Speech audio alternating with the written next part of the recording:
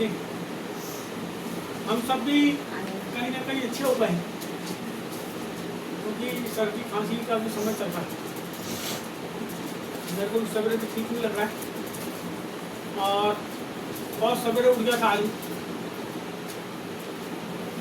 और उठने के बाद जो है बहुत विचार करा मैंने बहुत सारी बातों वचन के ऊपर, बहुत सी चीज़ों पर,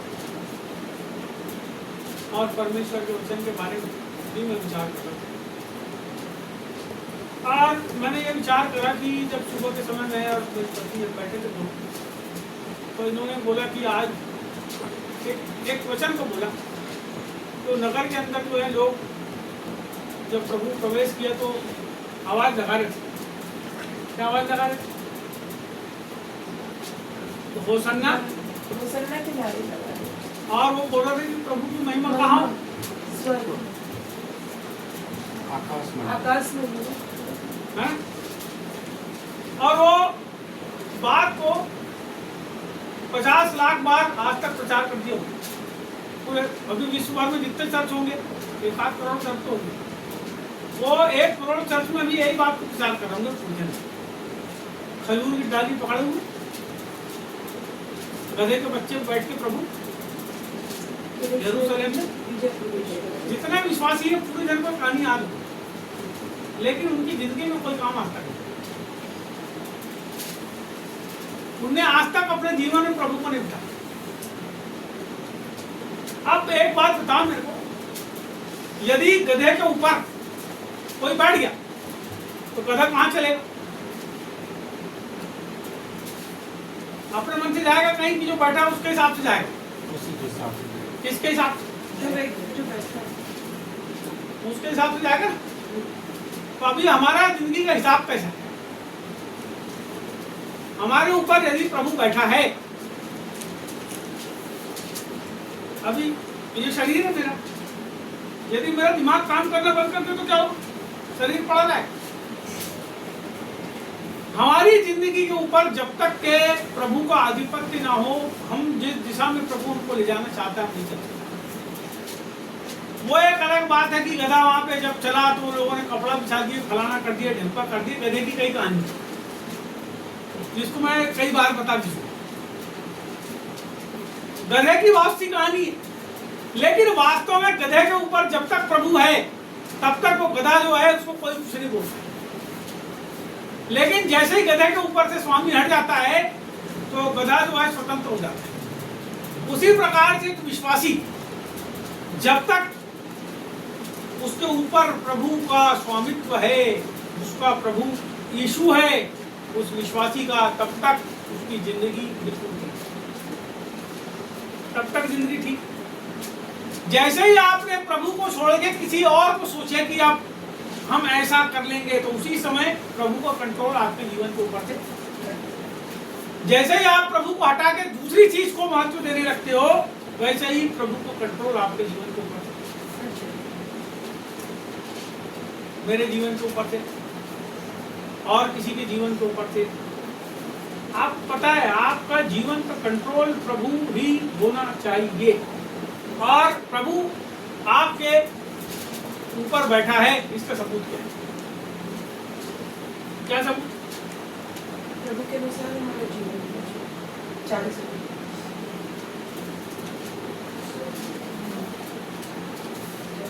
आपको पता है हमारे अंदर परमेश्वर ने बीज को डाला है। यूहन्ना की किताब, 3 यूहन्ना की किताब आप पढ़ोगे तो बीज के बारे में पढ़ो। एक बीज हमारे अंदर प्रभु ने, और वो जो बीज है ना वो है परमेश्वर का वचन। जब प्रभु किसी के जीवन के अंदर आता है तो उस आदमी का जो मन है परमेश्वर के वचन में लगने लगता है। वचन में लगने का मतलब केवल वो बाइबल को पढ़ता ही नहीं, केवल वचन को सुनता नहीं, लेकिन वो वचन के अनुसार चलने वाला हो जाता है एक आदमी। जब वो चलने वाला हो जाता है वचन के अनुसार, इसका मतलब आप समझ जाओ कि उसके ऊपर अब यीशु मसीह आके, अब वो गधा है और गधे के ऊपर कौन आके बैठ गया? प्रभु यीशु मसीह आके बैठ गया। गधा वहीं चलेगा जहां उसका मालिक, जहां उसके ऊपर सवारी करने वाला चलता है। हमारे जीवन के अंदर जब तक प्रभु का वचन ना हो और हम प्रभु के वचन के प्रति समर्पित ना हो, अपने जीवन के अंदर से हम परमेश्वर की महिमा नहीं कर सकते। हम प्रभु के अनुसार काम कर ही नहीं सकते। अब भैया अभी बता रहे थे कि मैंने कई हजार फोटो चिपका दिया, वहां पे पूरी जगह में एक ही जन की फोटो है, वो इसकी भैया, वो अपनी फोटो चिपका और बोलता मैं यीशु मसीह की फोटो चिपका। बात को मेरी समझना, मैं जो बताना चाह रहा, मैं उसको टारगेट नहीं कर रहा हूं, एक उदाहरण बता रहा हूं। आज की तारीख में बड़ी बड़ी सभाएं होती है, अभी आप इसमें देखोगे फेसबुक में कई बड़े बड़े पादरियों ने अपने फोटो लगा के रखे। किसकी सभा है? सभा किसकी है? अरे नहीं है, वो एक आदमी के पास जाते, पूरे लोग जो दौड़ते दौड़ते जाते हैं ना, वो एक आदमी का नाम सुन के जाते हैं। यहाँ पे भी तो प्रार्थना हो रही है, यहाँ प्रार्थना नहीं हो रही। लोग क्या सोच के आते हैं मालूम? हम पटोरिया जी के घर जाएंगे। क्या सोच के आए आप? आपको पता है, यदि आप परमेश्वर के वचन के अनुसार चलने वाले हो तो आप ये सोच के आओगे कि हम प्रभु की कलीसिया में जा रहे हैं, हम कलीसिया हैं और हम बैठ के प्रार्थना करेंगे। लेकिन जब ये सोचते हैं कि हम भैया के घर जा रहे हैं, हम आमोद सिंह के घर जा रहे हैं, हम कमलेश नकपुरी के घर जा रहे हैं, हम अंकुर नंदुआ के घर जा रहे हैं, हम बजिंदर सिंह के घर जा रहे हैं, तो फिर आप उसी के घर जा रहे हैं क्यों, जिसका नाम आप ले रहे हैं। लेकिन जब आप कहते हो कि हम प्रभु से प्रार्थना करने के लिए जा रहे हैं, तब आप प्रभु के पास प्रार्थना करने के लिए जा रहे हैं। इसका मतलब अब आपको, आप बैठ गए हो, आप गए हो और आपके ऊपर प्रभु बैठा रहो, बोल रहा चल प्रार्थना। किसकी प्रार्थना? मेरे से प्रार्थना करने के लिए वहां चल, मेरे से प्रार्थना करने के लिए वहां चल। सौरभ पंडुरिया उठ जा, तेरे को आज मेरा वचन बताना है, उसके पहले प्रार्थना करना है।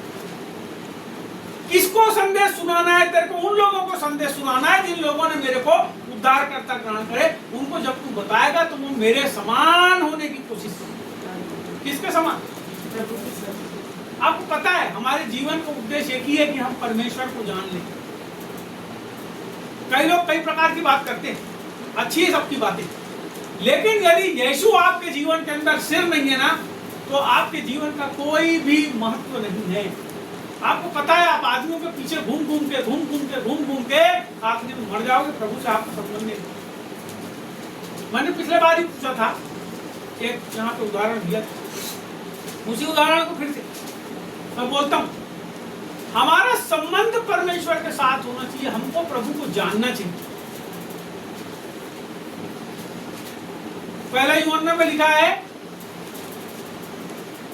यदि कोई अपने भाई से प्यार नहीं करता वो परमेश्वर को नहीं जानता।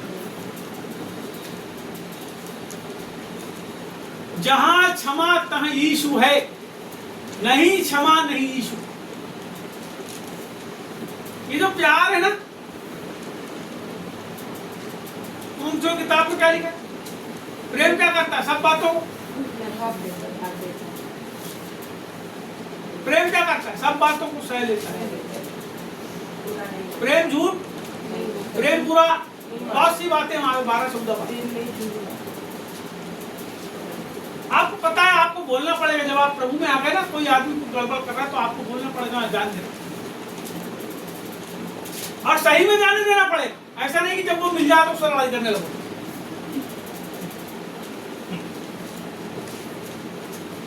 मैं अपने भाई से बहुत प्यार करती हूँ। अब भाई ने तुम्हारे बटुए में से 10 रुपए निकाल के ले गए, जब आएगा तो उसकी कलर पकड़ के लड़ाई कर रहा है। इसका मतलब पूछो ना उससे कैसे ले गया। अच्छा ठीक है, आएंगे जब दे देना, देगा वापस देगा। तुमसे प्यार,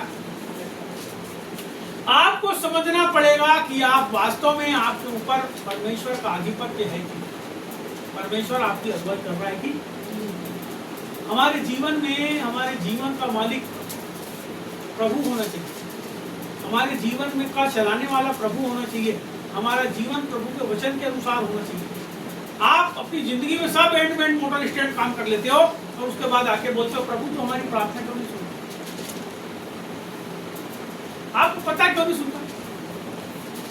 यहाँ लिखा है बाइबल, क्योंकि आप उसको जानते ही। जब आप उसको जानोगे, यूहन्ना की किताब, पहले यूहन्ना की किताब, वो सुनता है हमारी प्रार्थना को।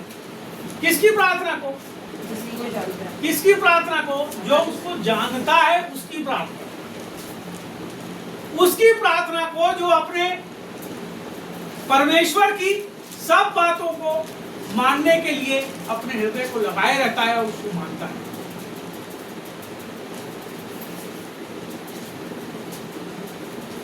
अभी एक भैया है, वो घर बना रहा है, और मोहल्ले के लोग घर बना रहे हैं। यदि घर बनाने वाला पूरी तैयारी ना करे तो घर बन सकता है? अभी आप होटल खोल रहे हो, आपने पूरी तैयारी करे हो ना एक एक करके। अब आपको गैस का सिलेंडर नहीं मिल रहा, आप कैसे खाना बनाओगे? इसका मतलब आपको सारी तैयारी करनी पड़ेगी। जब पूरी तैयारी हो जाएगी तब आपका सब काम सफल हो जाएगा। उसी प्रकार से जब आप प्रभु में आए हो तो प्रार्थना और वचन के द्वारा अपने जीवन की तैयारी करो। जो प्रभु चाहता है हमारे जीवन से, जब आप उसको करोगे तब आपके जीवन के अंदर परमेश्वर आशीष देगा। इस समय हम निकालेंगे यहूदा की पत्री, और इसका पहला अध्याय, एक ही अध्याय इसमें, उसका 3 वचन से आप पढ़ दीजिए, 3 और 4 को पढ़ दीजिए। सबसे पीछे निकालो 340 नंबर का पेज। हे प्रियो, हाँ जब मैं तुम्हें उस उद्धार के विषय में हाँ लिखने में अत्यंत परिश्रम से प्रयत्न कर रहा था, जिसमें हम सब सहभागी हैं, तो मैंने तुम्हें यह समझना आवश्यक जाना कि उस विश्वास के लिए पूरा यत्न करो जो पवित्र लोगों को एक ही बार सौंपा गया था, क्योंकि कितने ऐसे मनुष्य चुपके से हमें आ मिले हैं जिनके इस दंड का वर्णन पुराने समय में पहले ही से लिखा गया था। ये भक्तहीन है और हमारे परमेश्वर के अनुग्रह को दुष्पन में बदल डालते हैं और हमारे एकमात्र स्वामी और प्रभु यीशु मसीह का इंकार करते हैं। बोलो यीशु मसीह की।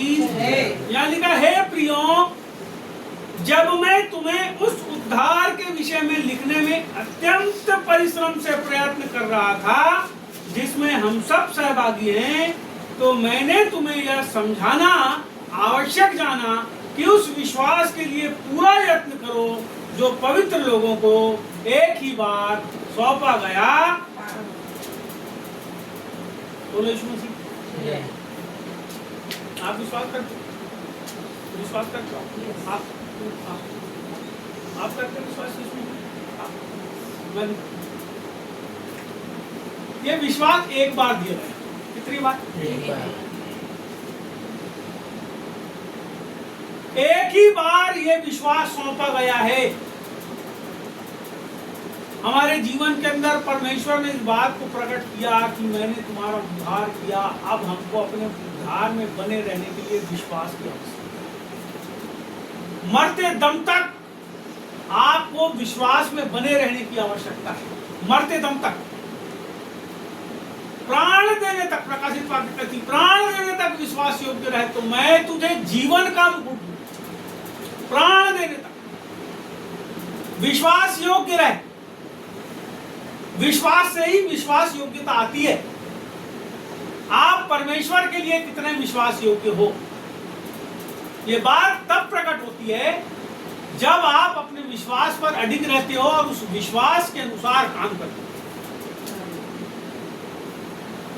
ये जो उद्धार है जिसके बारे में ऐसा लिखा है कि जो उद्धार परमेश्वर ने हमको दिया, देख बेटा इधर मेरी तरफ ध्यान।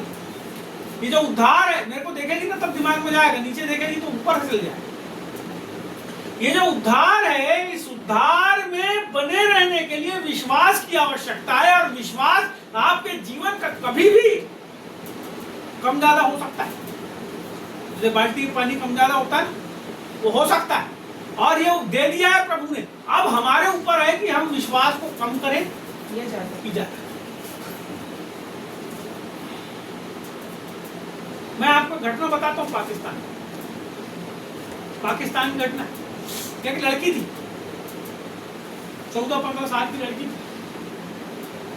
उस लड़की को जेल के अंदर पुलिस वालों ने ले जा लिए और बोले तू यीशु मसीह को यदि छोड़ देगी तो हम तेरे को छोड़ देंगे। बोले नहीं, मैं नहीं छोड़ता।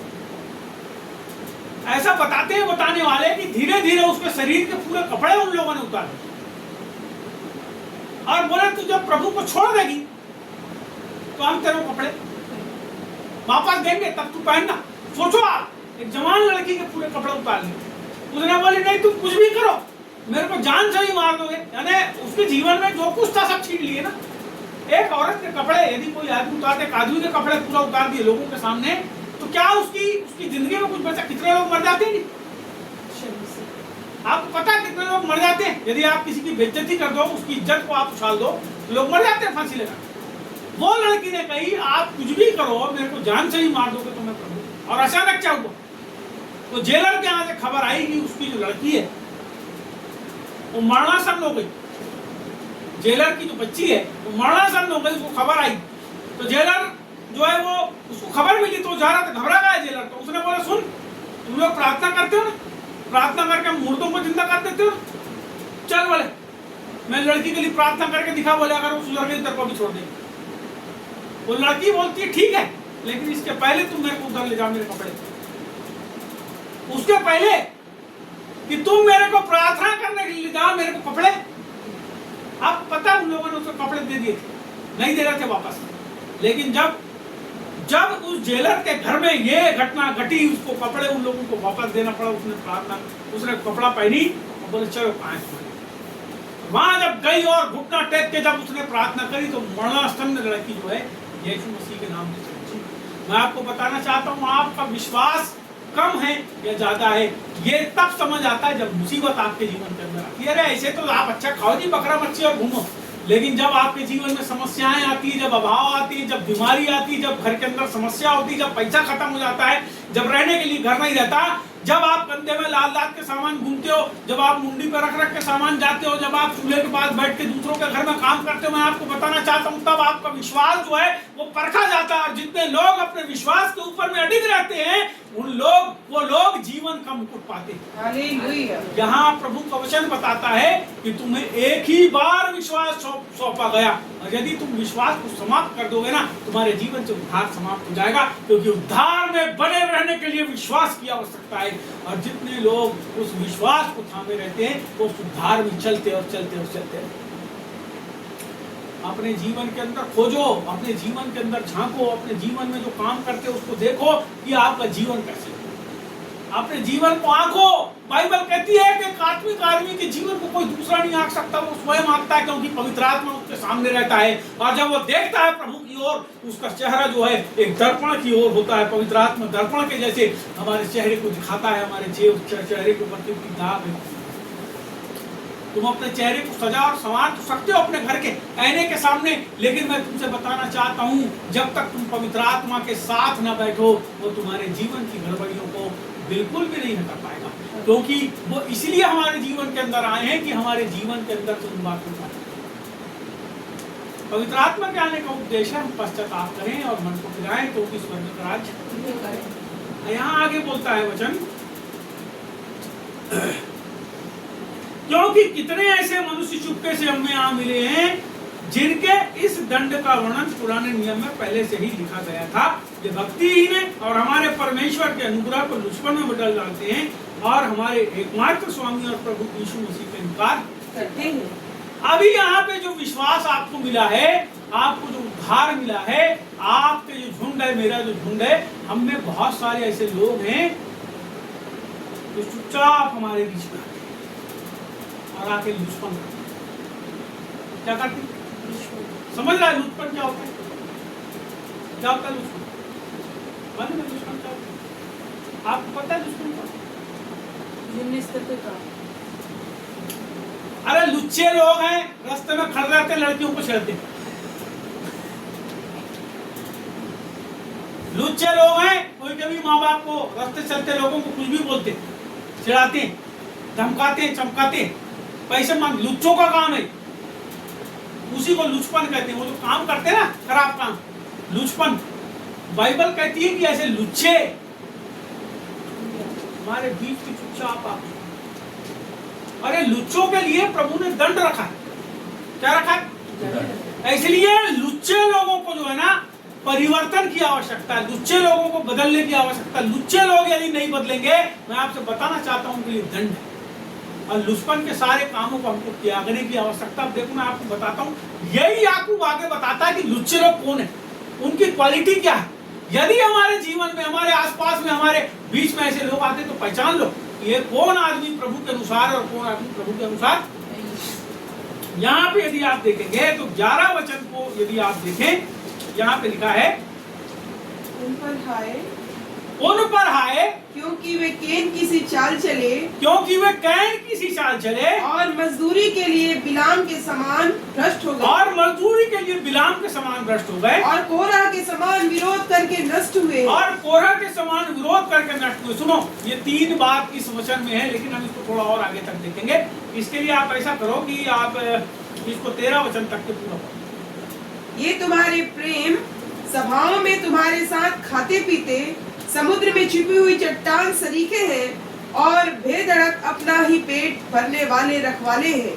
वे निर्जल बादल हैं जिन्हें हवा उड़ा ले जाती है, पतझड़ के निष्फल पेड़ हैं जो 2 बार मर चुके हैं और जड़ से उखड़ गए हैं। ये समुद्र के प्रचंड हिलकोरे हैं जो अपनी लज्जा का फेन उछालते हैं। ये डामाडोल तारे हैं जिनके लिए सदा काल तक घोर अंधकार रखा गया है। इसको समझो। अब आप यहाँ पे ऐसा लिखा है, इसको आप समझना। यहाँ पे लिखा है उन पर हाय क्योंकि ये कैन की सी चाल चली। कैसी चाल चली?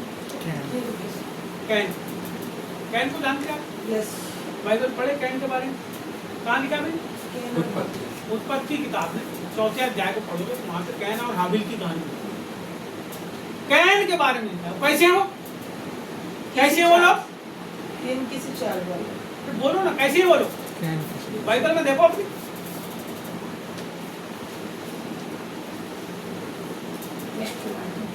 कैसे वो कैन के समान चाल चलने वाले। चाल, कैन ने क्या किया? पढ़े हो ना? हेलो, बाइबल पढ़े हो? क्या किया कैन ने? अपने भाई की हत्या, अपने भाई की हत्या किया। तो हत्या करने के पहले क्या क्या किया वो? हाँ जी, हत्या करने के पहले कुछ किया होगा उसने? उसने अपने भाई से जलन रखा होगा, उसने बैर रखा होगा, उसके बारे में गलत सोचा होगा। उसका भाई वैसा नहीं भी होगा तो भी उसके बारे में वैसा सोचा उसने। कैन की चाल, घृणा करने वाला आदमी, अपने भाई से घृणा किया उसने और आखिरी में उसको मार दिया। बाइबल में लिखा है परमेश्वर 6 लोगों से जो है घृणा करता है, और उन 7 है जिनसे परमेश्वर क्या करता है? घृणा करता है। उसमें से एक ऐसे भी है जो अपने भाई के प्रति क्या रखते हैं? कपट रखते हैं। बैर रखते हैं जो अपने भाई। यहाँ पे बता रहा है ये लोग कौन है। पहली क्वालिटी, कैन के समान क्या किए? चाल। आपको पता है आज की तारीख में, अरे छोड़ो विश्वासी लोगों को, मैं आपको बताता हूँ, विश्वासी भी एक दूसरे से क्या करते हैं? नफरत करते हैं, एक दूसरे से विरोध करते हैं। अरे वो तो ऐसा करता है, वो तो वैसा किया, अरे वो इतना आगे बढ़ गया, हम आगे नहीं बढ़े, हम तो उससे पुरानी है, हमने ऐसा क्यों नहीं किए? अरे अभी तक तो हमको पास्टर बन जाना था, अरे वो देख तो 4 दिन में आया, अभी उसको 5वें दिन जाके कलीसिया लगाने लगा। कौन सोचता है? विश्वासी लोग सोचते हैं ना कि कोई और सोचता है।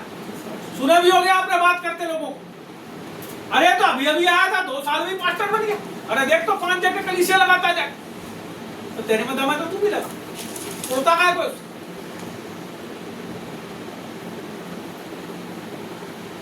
ये क्या है बेटा? कैन की चाल। किसकी चाल है? कैन की चाल है, अपने भाई के प्रति डाह करते और बाइबल में लिखा है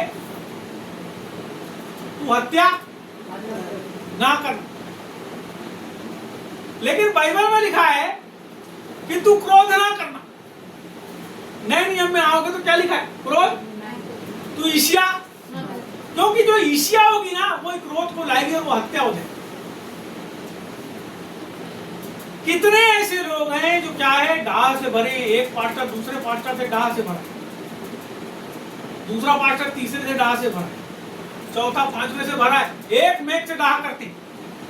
जबकि मरने के बाद कहां जाना है सबको? प्रभु के पास जाना है।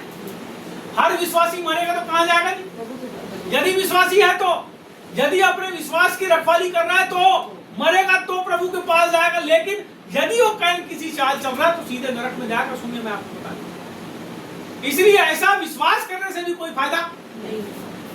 ऐसा यदि तुम प्रभु में विश्वास कर रहे हो और अपने भाई से डाह कर रहे हो, कैन किसी चाल चल रहा है, अपने भाई को घात कर रहे हो, बार बार उसका नुकसान कर रहा है। सुनो जी, घात करना क्या है? केवल किसी को जान से मार देना नहीं। आप यदि एक आदमी को घात करते हो, एक आदमी को मारते हो, किसी की हत्या करते हो, आप उसके साथ किसी की डाह करके जेल पहुंचाते हो, उसके साथ आप उसके पूरे परिवार को मारते हो, उसके घर के लोग भूखे मर जाते हैं। यदि कमाने वाला आदमी जेल में चले जाए या मर जाए, पूरे घर की हालत खराब हो जाती है। मेरे एक पहचान का पार्टनर है, उसको 420 में जेल हो गई। जेल हो गई, वो आदमी 7-8 महीने 1 साल जेल में रहा। उसकी औरत बर्तन मांगने लगी। बाद में फिर वो जब छूट के आया तो काम धंधा करके पैसे वाला बना। लेकिन हालत क्या हो गई, उसके बाल बच्चे छोटे छोटे अपनी माँ का पल्लू पकड़ के जाते थे, वो जाके बर्तन मांगती, तब उसको पैसे नहीं मिलते। जिंदगी बहुत ज्यादा कष्टमय हो जाती है कैन की चाल चलने वालों के घर में। कैन ने तो कर दिया अपराध, लेकिन जिनके साथ उसने, हाबिल के साथ, जो उसकी माँ और बाप जो आदम हवा थे, उनको पर क्या किया? प्रभु भी बहुत दुखी हो गए, परमेश्वर दुखी हुआ ना। बोलता है कि हाबिल का लहू जमीन से क्या कर रहा है? पुकार रहा है। खून के अंदर प्राण है और प्राण पुकारता है। वेदी के अंदर प्रकाशित वाक्य में लिखा है कि वेदी के अंदर से क्या हो रहा है? वो प्राण, वो आत्माएं, प्राण यानी आत्मा, आत्मा आत्मा के साथ जुड़ा प्राण, वो प्राण चिल्ला रहे हैं, प्रभु हमारा पलटा नहीं लेगा। सुनो, मैं आपको बताना चाहता हूँ, कैन किसी चाल नहीं चलना है, किसी के प्रति डाह नहीं रखना है। कोई अरे कोई प्रार्थना नहीं करता तो मत करने, नहीं आता है प्रार्थना, नमस्ते, जय हिंद, जय भारत, जाओ, तुमको जाना आना वाला, तुम अपनी जिंदगी खुद रखवा ले, हम किसी की जिंदगी के रखवा ले। एक पास्टर का काम है, जो आया उसको खाना खिला दे। एक पास्टर का काम है, यदि कोई नहीं आ रहा है 4-5 बार, तो उसके घर जाके उसको समझा दे। अब लोगों को यदि तुम सालों से समझाते चले आ रहे हो, तो ऐसे लोगों को समझाने से भी कोई काम नहीं, क्योंकि ये कैसे लोग हैं, उनका विश्वास समाप्त हो गया प्रभु को। आपको पता है, वो काम तेरे से निकल मेरे खाए पिए किसके? किसी ने बोला खाए पिए किसके? ईसाई भाई किसके? स्वार्थी, स्वार्थ भरा है लोगों के। स्वार्थ का त्याग करो, जब काम रहता है तभी प्रार्थना में बताओ, बेकाम में प्रार्थना में आओ, तुम्हारी जिंदगी के कोई काम खराब ही नहीं होंगे।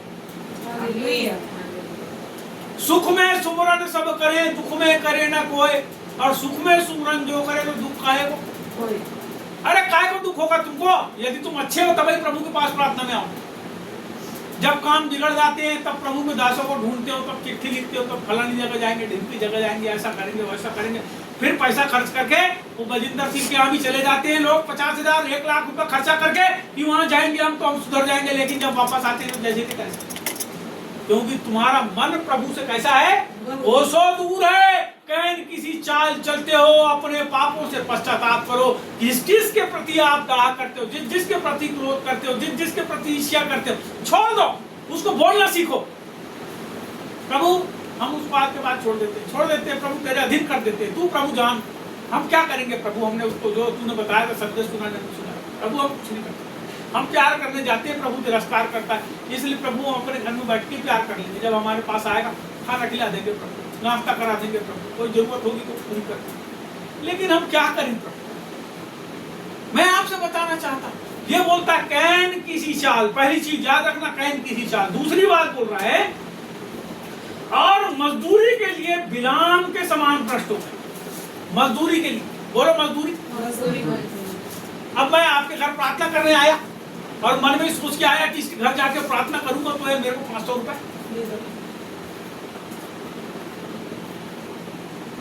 और नहीं देगी तो फिर मैं इसके घर प्रार्थना करूंगा। अरे अरे अरे अरे लोभी, काय के लिए? आपको पता है बिलाम बालाक नाम का राजा था, वो गया और बोले इजरायली जो है मेरे हत्या नहीं चाहते, ये मैं इनको भरा ही नहीं पा रहा हूं, तू एक काम कर, तू चल मैं तेरे को, तू जो बोलेगा वो तुमको खूब सोना चांदी सब दूंगा, चल तू मेरे साथ। और इनके विरुद्ध में भविष्यवाणी कर। किसके विरुद्ध में? इजरायलियों। और बाइबल बताती है वो यहोवा के नाम से भविष्यवाणी करता था, भविष्यवक्ता था। इसके बारे में प्रकाशित वाक्य में भी लिखा है, आप इसको पढ़ना, बहुत बहुत खतरनाक आदमी। लोग आजकल पैसे के लिए भविष्यवाणी करते हैं। काय के लिए? यहाँ पे ये पास्टर आपके घर में आ रहा है, प्रार्थना कर रहा है, आप भेंट दे रहे हो, उसके बारे में नहीं लिखा है।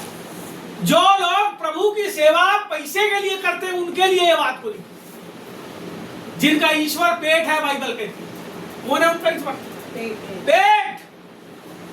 उनको कोई मतलब नहीं किसी चीज से, मेरा घर बढ़े, मेरा धन बढ़े, मेरी संपत्ति बढ़े। ए भैया इधर आ, तेरे को प्रभु ऐसा बोलता है और तू क्या भेंट देगा? बोल प्रभु क्या भेंट देगा, बोल प्रभु क्या भेंट देगा। प्रभु का नाम में भेंट मांगते और अपना घर बना, अपनी जमीन बनाते, अपनी जायदाद बना। समझ रहे बात मेरी? एक मजदूर की मजदूरी क्या है? आज मैं यदि कलीसिया चलाता हूं तो मेरी मजदूरी, अगर आप मिस्त्री के हिसाब से छोड़ो तो 18,000 रुपए मेरी तनख्वाह होना चाहिए। एक मिस्त्री की तनख्वाह 600 रुपए है, तो उस हिसाब से बालाघाट। यदि मैं हैदराबाद जाऊं तो 36,000 रुपए मेरी तनख्वाह होना चाहिए। यदि मैं दिल्ली जाऊं तो 1500 रुपए, 45,000 मेरी तनख्वाह दिल्ली में होना चाहिए पास्टर। लेकिन पूरी कलीसिया मिलके भी यदि ना दे पाए, मजदूरी की बात कर रहा हूं। लेकिन ज्यादा अच्छा है, हमको ज्यादा अच्छी टेक्निक महसूस होती है किसकी? पौलुस। वो काम करता था अपनी कलीसिया में। बोलो यीशु प्रभु की जय, बोलो यीशु प्रभु की जय। तो कामी, क्रोधी, लालची, इनसे भक्ति न होए, और भक्ति करे कोई सूरमा, जाति वरण कुल होए। सब खो देता है जब आता है प्रभु के पास। कामी यानी कौन? जो हर समय सेक्स करने की चाह रखता है।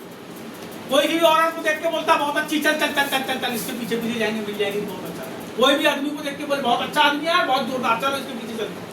औरतें फुसलाती, बाइबल में लिखा है, घुस जाते घर के अंदर और औरतों को फुसला लेते। कामी, क्रोधी, तो झट क्रोध करता है, किसी को उठा कर पटक देता है तुरंत। लालची, जो लालच करता है दूसरे के सामान, दूसरे की वस्तु। इनसे भक्ति नहीं है, भक्तिहीन है, ये पेट की सेवा करने वाले। यहाँ क्या बोल रही है बाइबल? ये बिलाम के बारे में बोल रही है। क्या के लिए गए उसको? रास्ते में सुनो, अभी गधे की बात आई थी थोड़ी देर पहले। यीशु मसीह गधे पे बैठा, एक गधा के ऊपर ये भी बैठा।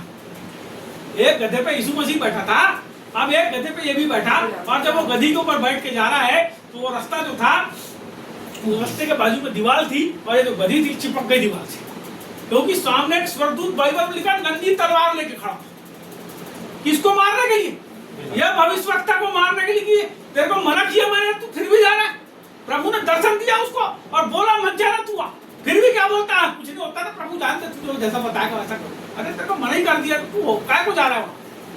जब बाइबल में लिखा है तुम ऐसा नहीं करना, तो क्यों जा रहे हो, क्यों कर रहे हो, क्यों कर रहे हो? कुछ नहीं होता ना। प्रभु पास्टर पता करेगी नहीं, पास्टर क्या बोलेगा? चंदा देते हो तुम उसको, तो क्या बोलता पास्टर? हाँ कुछ नहीं होता। जा पास्टर के बाप का क्या जा रहा है? मर के नरक तुम जाओ। अपने दिमाग पे थोड़ा जोर डालो, ये बाइबल के ऊपर दिमाग लगाओ। यही बीज है, यही प्रभु यीशु मसीह है, यही आत्मा है। इसको अपने अंदर धारण करो और इसके अनुसार चलो। कोई पादरी, पास्टर, प्रचारक तुमको स्वर्ग के अंदर नहीं ले सकता, ये बाइबल ही ले जा सकती है। यदि तुम इसके अनुसार चलोगे तब। अच्छे लोगों के साथ संगति करोगे तो अच्छे बनोगे, और घटिया लोगों के साथ संगति करोगे तो घटिया। तो तुम घटिया ही बनना चाहते हो, इसलिए घटिया लोगों के साथ जाओ। लिखा है प्रकाशित वाक्य में आखिरी में, जो मैला है वो मैला रहे, जो गंदा है वो गंदा रहे, जो अपवित्र है वो अपवित्र रहे। देख मैं अति शीघ्र आने वाला हूं, हर एक के कामों के अनुसार उसको प्रतिफल दूंगा। हमारा प्रतिफल क्या है? वो जीवन का मुकुट हमारा प्रतिफल है, या फिर नरक की आग हमारा प्रतिफल? हमको विचार करना पड़ेगा। हम परमेश्वर की सेवा दाह के साथ तो नहीं कर रहे हैं, लोगों के लिए अपने मन के अंदर गंदी बातों को सोचकर तो नहीं कर रहे हैं। हम परमेश्वर की सेवा पैसे के लिए तो नहीं कर रहे हैं, अपना पेट भरने के लिए तो नहीं कर रहे हैं, अपना घर बनाने तो नहीं कर रहे हैं, अपनी संपत्ति बनाने तो नहीं कर रहे हैं। लेकिन जो तुम परमेश्वर की सेवा करने के लिए आए हो, बाइबल के पौलुस कहता है, मैंने कलीसिया के ऊपर कोई बोझ मैं चाहता तो डाल सकता था, क्योंकि कोई आदमी ऐसा हो ही नहीं सकता जो गैया की सेवा करेगा उसको दूध निकाल के ना पिए, जो भेड़ की सेवा करे और भेड़ को मार के उसको मांस, हो ही नहीं सकता ऐसा। तो यहाँ पे प्रभु का वचन बताता है कि कैसे मत बनो, बिलाम के समान मजदूर, बिलाम के समान भ्रष्ट होगा लिखा है। मजदूरी के लिए भ्रष्ट हो, भ्रष्ट, भ्रष्ट का मतलब खराब। भविष्यवक्ता था, कैसा हो गया, भ्रष्ट हो गया।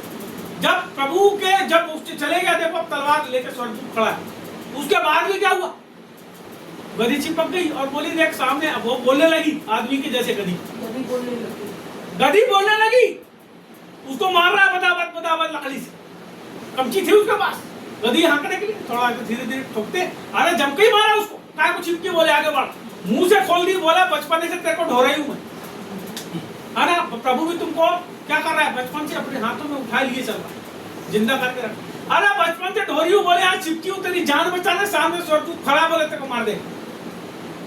हमारे पास प्रभु मना करता है, फिर भी हम निकलते हैं, कोई समस्या आती है जिससे रुक के हम आगे न जाए, फिर भी हम क्या करते हैं, आगे बढ़ते, और जब जाते हैं, जब और चले जाते हैं हट धर्मी करके, तो क्या होता है पता है, वहां गए और पहाड़ पे चढ़ गया।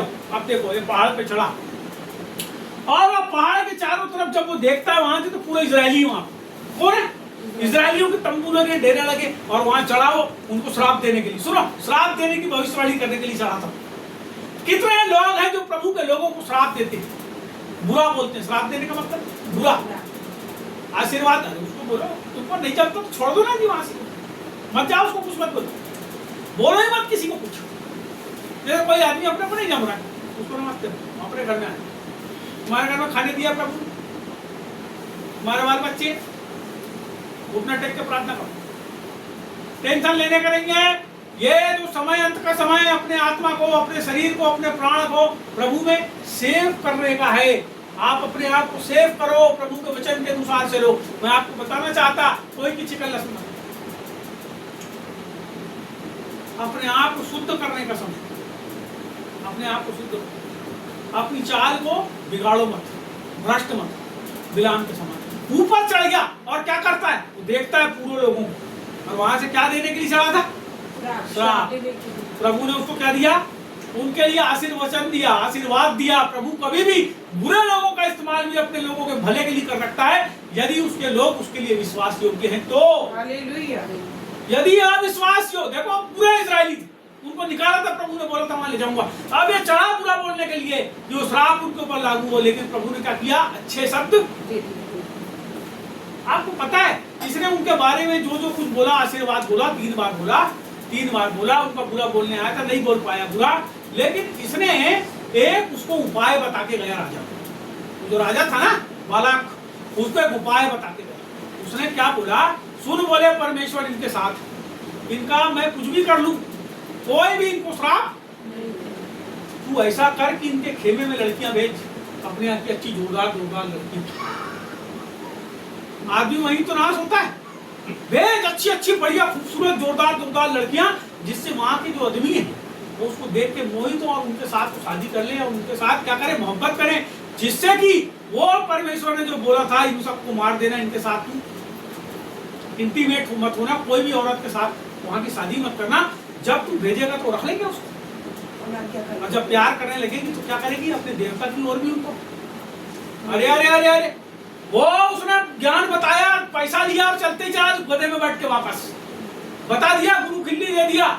ऐसे नीच लोगों के साथ भी मत रहो, जो तुम्हारे भेद को दूसरे लोगों के सामने प्रकट करें। ये लोग अपने पेट के लिए किसी के भी साथ मिल सकते हैं। आज कलीसिया नाश हो रही है, पता है आपको, कलीसिया के अंदर ऐसे लोग घुस गए हैं जो क्या करते हैं, इधर भी साथ में रहते हैं और यहाँ की पूरी भेद की बात ले जाके विरोधी दल वालों को बताते हैं, और विरोधी दल वाले को पता चल जाता है कहाँ प्रार्थना होती है, भका भक मारते जाते। वो नहीं, ये ऐसे विश्वासी हैं जो अपनी पेट के लिए यीशु मसीह के पास आए। सही बता रहा हूं आप, ऐसे लोगों से बच के रहो, ये कपटी लोग हैं, ये कपट किया इसने प्रभु के लोगों के साथ। क्या हुआ वहां, वो औरतें घुस गई सब, और प्रभु को कोप पड़का, ऐसा लिखा वहां, अरे धड़ मरे वहां के लोग। मैं आपको बताना चाहता हूं, जब विश्वासी विश्वास योग्यता से हट जाता है, जो पहला पद हमने पढ़े थे, जो विश्वास प्रभु ने एक बार दिया उसको संभाल के रखो। किसी भी गड़बड़ जगह पे जाने की जरूरत नहीं है। अपने घर में चुपचाप रहो, देखो जो करना कर। हमको आने नहीं, हमारे प्रभु ने मना किया ना, हमारे गुरु महाराज ने मना किया, हमको नहीं आना है। हमारे गुरु ने बता दिया हमको नहीं करना, ऐसा तो नहीं करना है। कोई कुछ भी करे और तुम जाओगे तो वो समस्या को लेके तुम अपने घर में आओगे और तुम्हारे घर वाले पूरे परेशान। ये सच्चाई बता रहा हूं मैं आपको, क्योंकि दंड का काम है, ये दंड का काम है। तीसरी प्रकार की चीज यहाँ पे आगे लिखा है, और कोरा के समान विरोध करके नष्ट हुए, कैसे होगा, नष्ट हुए, कैसे होगा, है ना? कोरा के समान विरोध करके नष्ट हुए। कोई भी प्रभु के दास हो, किसी भी कलीसिया के हो, कहीं भी हो, आप जाते होगे वहां पे, अच्छी बात। जाके अगर कोई तुमको भड़का भी रहा है तो उनके खिलाफ मत भड़को जी, हाथ जोड़ लो अपने, बोलना ठीक है भैया आप अच्छी बात बता रहे हो, लेकिन आप खुद ही करो जाके, हमको आपके साथ। कोई भी प्रभु का जन जहाँ कलीसिया टूट सकती, जहाँ लड़ाई हो सकती, जहाँ उपद्रव हो सकता है, उस जगह से बिल्कुल हट जाओ, क्योंकि प्रभु ने आपको जोड़ने के लिए बुलाया है, तोड़ने के लिए। तो ये जितने कलीसिया तोड़ने वाले हैं, कई घुस गए बोल रहा है। यहाँ क्या करते हैं कलीसिया में, देखो ना यहाँ पे लिखा है, पढ़ो, यहाँ लिखा है, ये लिखा है, क्योंकि कितने ऐसे मनुष्य चुपके से हमें यहाँ मिले हैं जिनके इस दंड का वर्णन पुराने समय से में पहले से ही लिखा हुआ है। ये भक्तिहीन है और परमेश्वर के अनुग्रह को लुचपन में बदल डाले, लुच्चे लोग। परमेश्वर के अनुग्रह को लुचपन में, गंदे कामों में। जो परमेश्वर ने अनुग्रह तुमको बचा के दिया है, बचाने के लिए दिया है, तुमको बचने के लिए दिया है, स्वर्ग जाने के लिए दिया है, इसको लुचपन में तुमने बदल डाला, उन लोगों ने बदल डाला। ऐसे मनुष्यों की संगति से बचो, क्योंकि बचोगे तभी तुम्हारा विश्वास बढ़ेगा। यदि उनके साथ रहोगे तो बुरी संगति अच्छे चरित्र को खराब। अरे अरे अरे अरे बुरी संगति हो गई, अरे उसके साथ रहो। मैं एक आदमी के साथ रहता हूँ, उसके साथ जाता हूँ, जब जाता हूँ तो ऐसा लगता है कि ये जो उसके साथ जैसे बैठ के घूमो तो ऐसा लगता है ये जो औरत है, ये वाली औरत के साथ हम रहेंगे तो कितना अच्छा है। आपको पता है बुरी संगति अच्छे से क्यों? तुम किसी आदमी के साथ जाते हो, तुम्हारे मन के अंदर गंदे गंदे विचार आने लगते, क्योंकि उसके अंदर वो विचार चल रहा है, उसका आत्मा काम कर रही है, तुम्हारे अंदर भी वैसा ही। लेकिन यदि तुम अपने आप में मजबूत हो तो क्या करोगे? उसके विचारों को कितनी बार अरे बाइबल में अगर आप दो चीजें कर लो ना तो बहुत सारी चीजों से आप बचे रहे। बोलता है व्यभिचार से बच के रहो,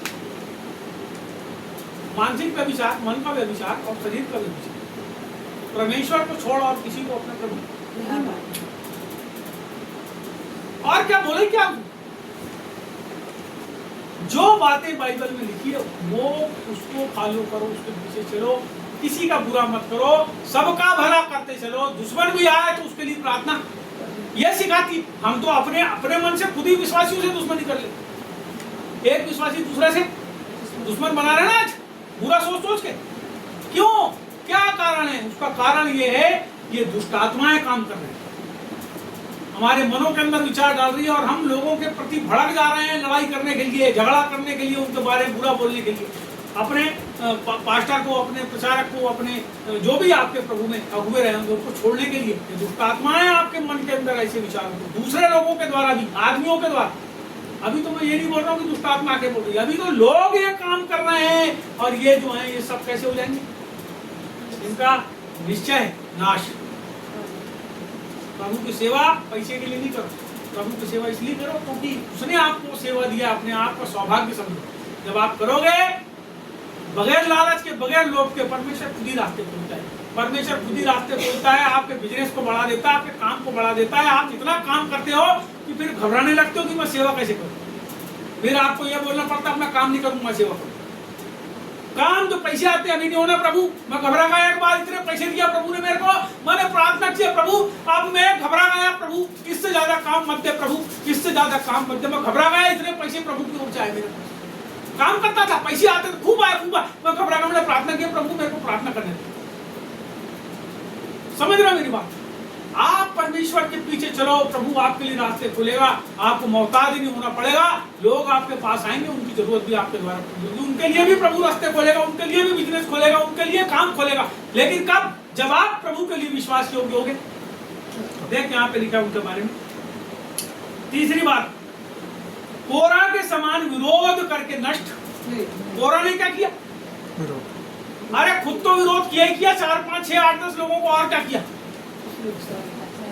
विरोधी बना दिया मूसा। बाइबल में ऐसा लिखा है जब प्रभु नाराज हुआ तो वो अपने बाल बच्चों के साथ कहाँ था? अपने तंबू।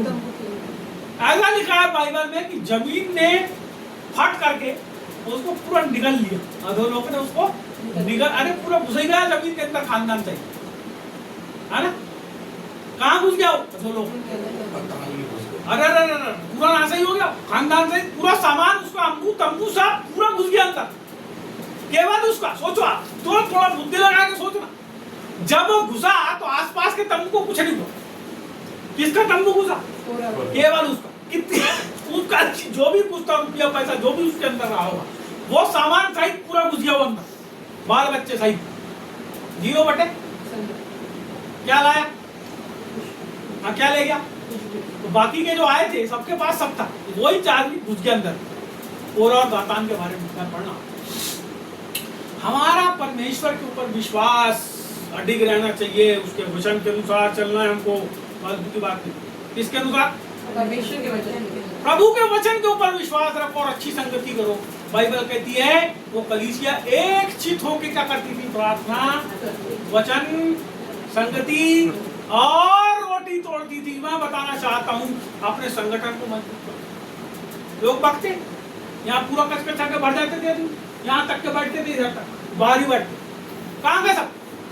आपको पता है? बहक गए, बहक गए, बहक गए, बहक गए। और जो बहकने वाले हैं ना, उनकी जिंदगी जड़ रहती है, वो घूमते ही रहते हैं पैसे के लिए, और पैसे की कमी उनकी जिंदगी में कभी पूरी नहीं। समझना पड़ेगा आपको। आपको प्रभु ने बंजारा बनाने के लिए नहीं बुलाया। बंजारे क्या करते? अपनी झोला उठाए और घूमते रहते पागल जैसे पैसे के लिए, कभी उनकी पूर्ति नहीं होती। लेकिन परमेश्वर ने हमको अपने राज्य में एक अपने मंदिर के रूप में बुलाया, बंजारे के रूप में नहीं बुलाया। ये डेरा सदी का घर गिर जाएगा, यही गिर जाएगा, लेकिन एक मंदिर के रूप में हमको बुलाया है जिसके अंदर वो खुद वास। यहाँ पे लिखा है वो कैसे कैसे है, यहाँ बहुत सारी चीजें लिखी है नीचे। ये तुम्हारी प्रेम सभाओं में तुम्हारे साथ खाते पीते हैं, समुद्र में छिपी हुई चट्टान तरीके हैं। वो हमारे बीच में आ जाते हैं, जब हम सभाएं करते हैं हमारे बीच में आते हैं। वो समुद्र के अंदर चट्टान होती है, छिपी हुई चट्टान। जहाज जब चलता है ना, वो चट्टान से टकरा के जहाज नाश हो जाता है। आप देखना टाइटैनिक पिक्चर किसी ने देखा है? उसमें वो जहाज चलता है और रात का समय रहता है और बर्फ की बड़ी चट्टान रहती है और वो सामने आ जाती है और जहाज टकराता है और टकरा के 2 टुकड़ा हो जाता है और पूरा का पूरा पानी के अंदर घुस जाते हैं। वैसी छिपी हुई चट्टान है हमारी जिंदगी रूपी जहाज को, जिसका मालिक यीशु मसीह है। यीशु मसीह को हटा देते हैं, खुद मालिक बन जाते हैं और हमारी जहाज को जमीन के अंदर दबा नाश होगा, ये घुस जाते। इनको आपको समझना पड़ेगा। और ऐसे लोग जो भी हैं, सुनो, ऐसे लोग जो भी हैं, आज आपके लिए समय है अपने जीवन को आप बदलो। जो भी इस संदेश को सुनने वाले मोबाइल में बहुत सारे लोग होंगे, तो अपने जीवन को बदल लो। आगे यहाँ लिखा है और बेधड़क अपना ही पेट भरने वाले रखवाले। क्या लिखा है? बेधड़क अपना ही बोलो, बेधड़क, धड़ धड़ धड़ गति में चल रहा है, दिल का चल रहा है, धड़ धड़ धड़ चल रहा है तुम्हारा दिल। हाथ रखो, आवाज आएगी, है ना? आती ना? ये गति में चल, बेधड़ा क्या है? धड़ धड़ धड़ धड़ धड़ धड़ धड़ धड़ धड़ धड़। तो बोले इसको क्या हो गया? अटैक आ गया, ले जाओ ले जाओ ले जाओ ले जाओ, इसको बहुत तेज हो गया, बहुत तेज हो गया। अरे इसकी पल्स 100 105 100 चल गई, 100 चल गई। अरे इसके ब्लड प्रेशर 200 हो गया, 200 हो गया, 200।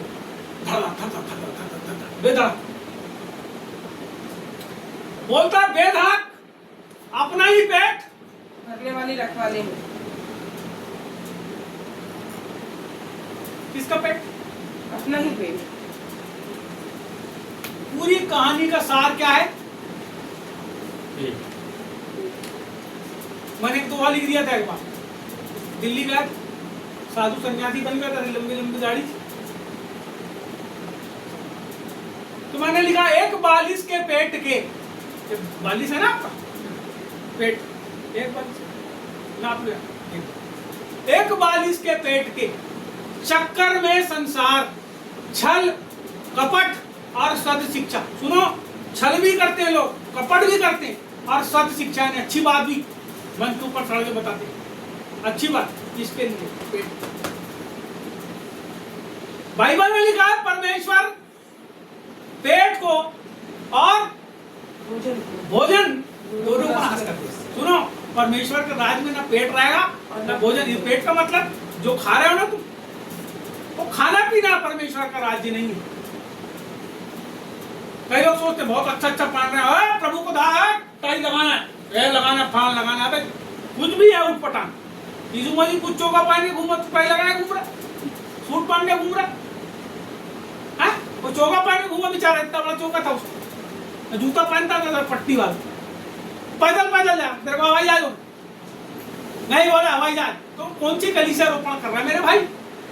हवाई जहाज में भी जा रहा है तो कितनी कलीसिया तूने बना लिया, जाके विश्वासी लोग को तो संदेश सुना रहा, और कलीसिया में हो क्या रहा है? आज आप एक पादरी को बुलाते हो, वो आपकी कलीसिया में आता है, वो प्रचार करता है 3 दिन जम जम के, उसके बाद अपने घर चले जाता है, वो उसके बाद तुम्हारी कलीसिया जैसी थी वैसी रहती है, कोई परिवर्तन नहीं आता, कोई नई कलीसिया नहीं बनती। तुमने 2 लाख रुपए नाश कर दिए और एक भी आदमी के जीवन के अंदर काम नहीं हुआ, कोई नई आत्मा नहीं बची। उससे अच्छा 10 लोगों को पकड़ो, बोलो 2000 रुपए महीने दीजिए, जाके संदेश सुनो, नहीं लो, बोलो यीशु मसीह।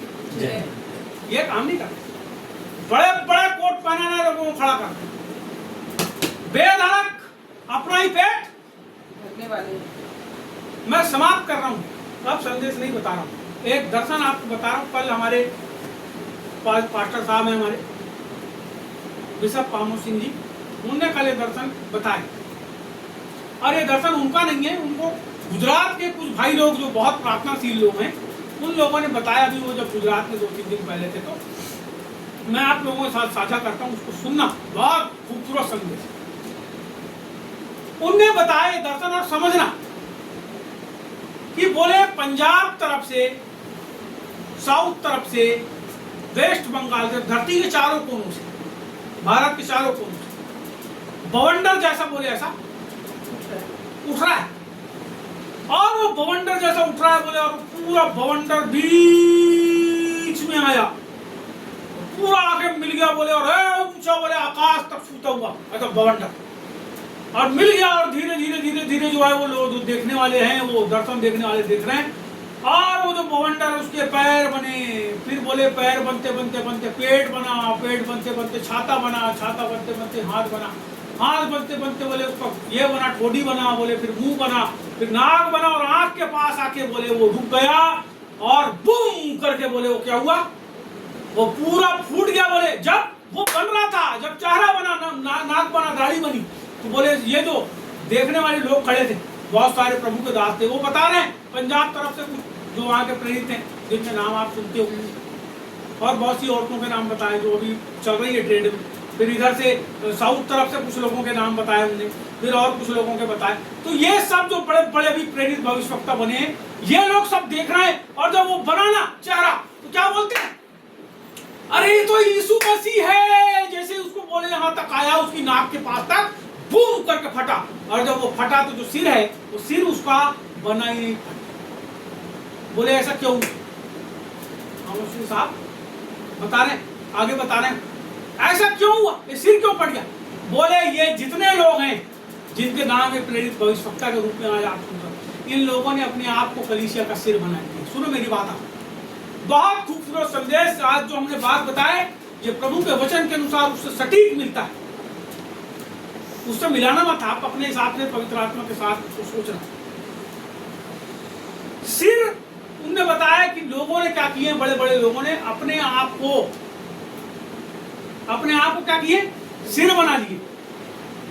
पंजाब का एक सिर अलग है, मध्य प्रदेश का, वो अपने आप को ही बोल रहे थे, बोले यहाँ तो बोले लोग आते हैं आमोस पप्पा ऐसा करते, बोले आते हम ऐसा बता रहे थे वो, तो बोले सब जगह सब बाप बन गए, बोले जबकि बाप एक ही है, यीशु पप्पा।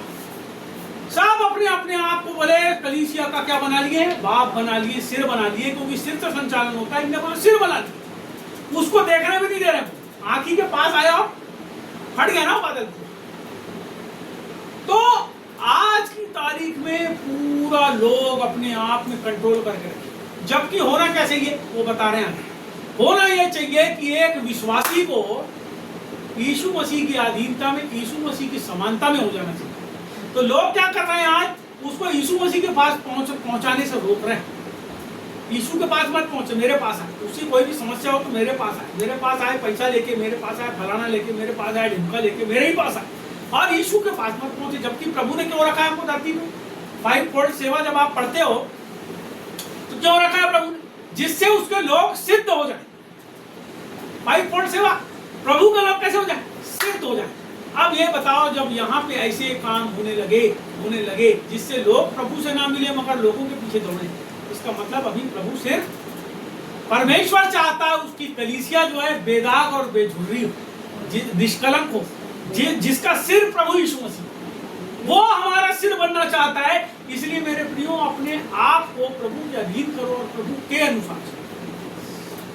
ये जितने भरमाने वाले हैं सबके पास से हट जाओ, प्रभु के पीछे चलो, बाइबल पढ़ो, क्योंकि वही है जब कोई गड़बड़ शिक्षा देता है आपको तो केवल बाइबल है जो आपको सुधारती है, वो आपको बताती है इसने गलत बात बताई। और जब आप बोलोगे ना मंच में, कोई आदमी मैं गलत प्रचार कर रहा हूँ, अगर आप बोलोगे भैया गलत बता रहे हो, मैं क्यों ऐसा प्रचार करूँ? इसके लिए आपको बाइबल पढ़ना पड़ेगा, इसके लिए आपको वचन का अध्ययन करना पड़ेगा। खूब पढ़ो जी बाइबल, आत्मसात कर लो, अपने अंदर भर लो, जिससे गलत बात कोई बताए रोक। इसी बात को लेके मैं जब वहां बैठा हुआ था तो एक दर्शन मेरे को भी हुआ। इसके पहले अंकल ये बात को बताते, एक दर्शन मेरे, वहां एक टेबल रखा है, मैं देख रहा हूँ एक टेबल रखा है, और वो टेबल जो है उसके 4 पैर है, और लोहे का टेबल, लोहे का, लकड़ी का नहीं, लोहे का टेबल। और टेबल के जो पैर है उससे थोड़ी दूर पे लोगों ने बड़े बड़े जो स्टील खिले होते हैं उसको लाके ठोक दिया, चारों कोने में ठोक दिया, थोड़ा दूर। अब लोहे के टेबल को तुम उसके अंदर घुसेड़ोगे तो क्या करना पड़ेगा? पहले तो एक खीले में पैर घुसेड़ना पड़ेगा, फिर दूसरे में नहीं जाएगा क्योंकि वो दूर है, इधर वाला भी दूर है, इधर वाला भी दूर है। उसको हाथोड़े से ठोक के झीक झाक के उसके पैर पूरे टेढ़ा कर दिए और वो खुले के अंदर घुसेड़ दिए जिससे हिले में। जबकि टेबल कैसी चीज है? सीधी सा। बाइबल में जब आप देखते हैं उस स्थान को जो महापवित्र स्थान कहलाता है, वहां एक मेज होती, रोटियों की मेज, उसके ऊपर रोटी रहती, उसके ऊपर रोटियां रहती, 12 गोत्र के लिए रोटियां रहती वहां। अब ये क्या कर रहे हैं? पैर की टांग को, कल की बात बता, तो कहीं ना कहीं गड़बड़ी तो है। मनुष्य क्या कर रहा है? नींव को बिगाड़ने की कोशिश कर रहा है। सिर कभी नहीं बिगाड़ पाएगा क्योंकि वो यीशु मसीह है। नींव को बिगाड़ने की कोशिश कर रहा है, और जो नींव बिगाड़ते हैं वो कैसे नहीं, कैसी कैसे कैसे फेन बोलता है, ऐसे पानी के समान है जिसमें क्या उठता है। अरे अपने जीवन को बदलो, परमेश्वर ने इसलिए बुलाया है कि हमारा जीवन बदले, हम बच जाएं, और हम केवल ना बचे, बहुत सारे लोग हमारे द्वारा प्रभु को जानने पाए। किसको जाने? किसको जाने? प्रभु। बेटा प्रभु को जानो, अपनी जिंदगी में कुछ मत जानो, लेकिन जब प्रभु को जान लोगे तो तुमको और कुछ जानने की जरूरत नहीं होगी। सब जानकारी स्वर्ग के खजाने तुम्हारे ऊपर उड़ेंगे। आज ये मेरा संदेश है, आज प्रभु ने संदेश दिया मेरे को सवेरे, मैंने आप लोगों के साथ साझा किया। आइए प्रार्थना।